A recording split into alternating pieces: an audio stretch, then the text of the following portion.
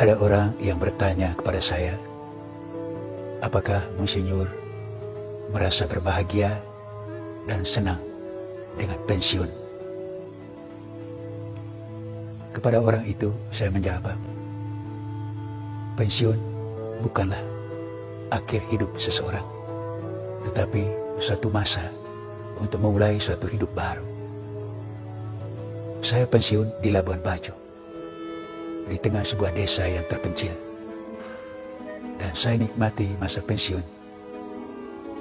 Mereka bertanya pula, mengapa Monsinyur menikmati masa pensiun itu?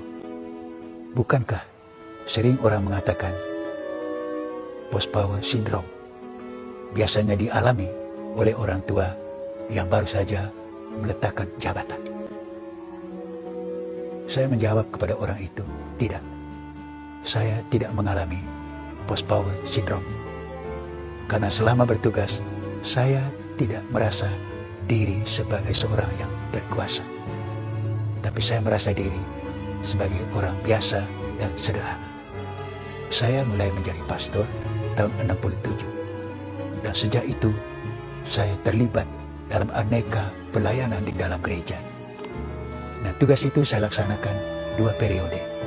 Saya memperjuangkan ke Roma supaya persaudaraan Fransiskan di Indonesia ditingkatkan menjadi provinsi, dan saya menjadi provinsi yang pertama. Selama menjadi uskup, orang bertanya juga, bagaimana Bapak Uskup merasa waktu jadi Uskup Bogor? Saya memang mendapat tugas sebagai uskup itu di luar perencanaan saya sama sekali.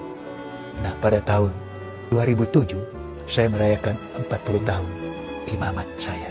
Sejak saat itulah saya memikirkan mengenai pensiun. Karena kitab suci mengatakan umur manusia 70, kalau kuat 80.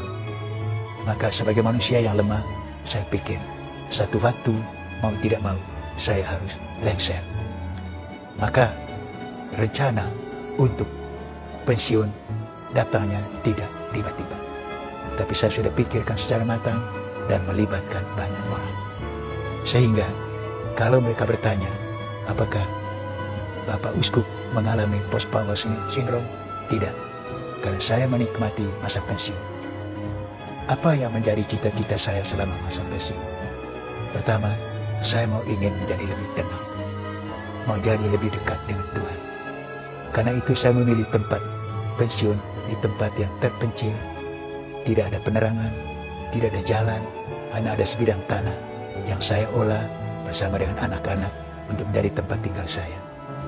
Jadi selama pensiun itu, saya ingin hidup ini tidak berhenti, tidak ada stagnasi.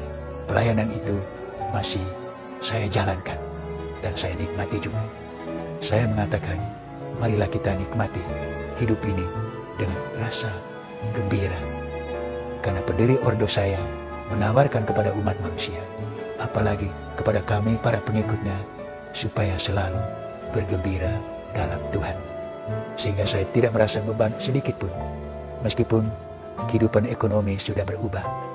Karena saya mempunyai prinsip untuk mandiri, maka bekerja di kebun adalah bagian dari hidup saya. Kami di Labuan Bajo itu mempunyai kapel. Orang bertanya, untuk apa kapel itu? Tujuan saya adalah ada banyak umat yang akan datang minta bimbingan rohani, retret. Untuk itulah saya akan memanfaatkan kapel itu. Saya kira sebagai sedikit renungan untuk masa pensiun yang saya hadapi ini, saya sampaikan kepada pemirsa ataupun pendengar. Tiap sore saya memandang kepada matahari terbenam, sunset. Untuk di kawasan tempat tinggal saya, Labuan Bajo, itu sangat indah dan sangat mengagumkan. Hidup saya adalah menuju hari senja.